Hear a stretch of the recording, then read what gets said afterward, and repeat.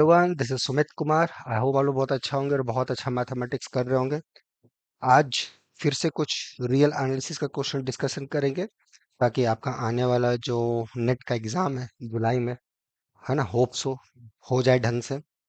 और ये कंटिन्यूटी पे बेस्ड क्वेश्चन है, बहुत सारे स्टूडेंट्स के इसमें डाउट होते हैं, वो हम लोग डिस्कशन करने वाले हैं इस वीडियो में। ये हमारे पीछे जो क्वेश्चन देख रहे हैं इसी बार का नेट का आया हुआ क्वेश्चन है। ठीक है, तो हम वीडियो स्टार्ट करें। पहले ये बता दें कि जो लोग दिसंबर एग्जाम के लिए टारगेट कर रहे हैं सिंसियरली, है ना, ये जुलाई जैसा भी जाए वो उनको पता होगा। बट दिसंबर एग्जाम के लिए, नेट के लिए या गेट के लिए जो सिंसियर है, या टीएफआर एग्जाम के लिए, या आने वाला एनबीएचएम आईएसआई के लिए, उसके लिए हमारे यहाँ रेगुलर बैच स्टार्ट हुआ है। और या फिर जो पीएचडी का एग्जाम देना चाहते हैं नवंबर में या दिसंबर में, है ना, इस बार बहुत सारे आईआईटीज आईसर में जिनका अभी नेट हुआ है ना, अभी जो रिजल्ट आया था 2 महीना पहले, आप अप्लाई नहीं कर पाए क्योंकि रिजल्ट देर से आया है, उनके लिए हमारे यहाँ रेगुलर बैचेस स्टार्ट हुआ है। पीएचडी एग्जाम्स के लिए भी और नेट के लिए भी, गेट एनबीएचएम सबके लिए, है ना, इससे भी इम्पोर्टेंट मैथ सीखने के लिए। तो जो लोग हैं सिंसियर वो यहाँ पे मेल कर सकते हैं nobleforum05@gmail.com पे, सो दैट हम लोग कांटेक्ट करें और आप यहाँ जुड़े और मजे से मैथमेटिक्स करें, बस, और कुछ नहीं। ठीक है, उसी नोट पे चलिए क्वेश्चन को हम लोग स्टार्ट करते हैं। क्वेश्चन क्या है, देखिए। क्वेश्चन हमारे पास दिया गया है कि हमारे पास एक नॉन कांस्टेंट कंटीन्यूअस फंक्शन है आर से आर के बीच में, और पूछा जा रहा है कि कौन सा नेसेसरली ट्रू होगा। कि every bounded subset A of R, f inverse of A is a bounded subset of R, right. कोई भी बाउंडेड सबसेट अगर हम आर कर लें, उसका pre image, right, inverse image जो होगा वो बाउंडेड होगा। कोई भी कॉची सीक्वेंस अगर आर में लें, उसका इमेज एक कॉची सीक्वेंस होगा, correct. There exist x such that f x equal to x होगा, there exist x such that f x equal to zero होगा। ये क्वेश्चन, ठीक है, ये कितना बेसिक सा क्वेश्चन है, राइट। बट जनरली जो प्रॉब्लम्स होता है हम लोगों को बेसिक्स प्रॉब्लम में ही होता है, बेसिक क्वेश्चंस में ही होता है। चलिए इसको हम लोग इस वीडियो के द्वारा दूर करने की कोशिश करेंगे। ठीक है, तो कैसे सोचा जाए, क्या हम लोग का थॉट प्रोसेस हो इस टाइप के क्वेश्चंस को अप्रोच करने के लिए। ठीक है, तो चलिए स्टार्ट करते हैं। कैसे सोचें, क्या हमारा थिंकिंग प्रोसेस हो to solve this kind of problem, how one should think. तो हमें गिवन क्या है, हमारे पास एक फंक्शन है आर टू आर, राइट, जो कि कंटिन्यूअस है प्लस नॉन कांस्टेंट है। ठीक है, तो इसके बेसिस पे हमें पूछा जा रहा है कि f inverse the preimage set of A, ये बाउंडेड होगा for all bounded subset A of R. तो ये सही है या गलत है, यही हमें पूछा जा रहा है। पहली बात, एफ इनवर्स ऑफ ए होता क्या है, just recall, inverse image of a set, right, is nothing but all those elements from the domain जिस पे उसका इमेज उस सेट के अंदर लाई करे। ठीक है, ये होता है।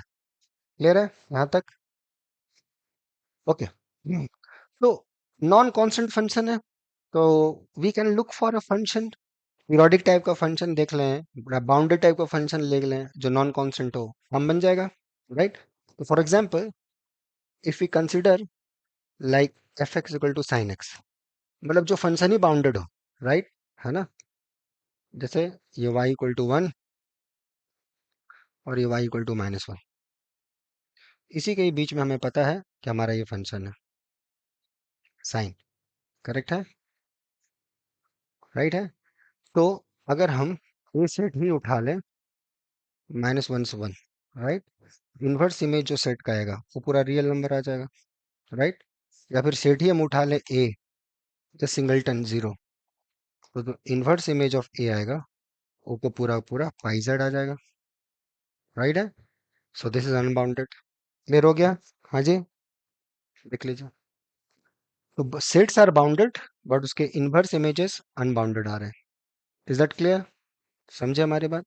तो कोई कंटिन्यूअस फंक्शन है, नॉन कांस्टेंट है, तो वो डोमेन में कोई बाउंडेड सेट है तो उसका इनवर्स इमेज बाउंडेड होगा, नॉट नेसेसरली ट्रू।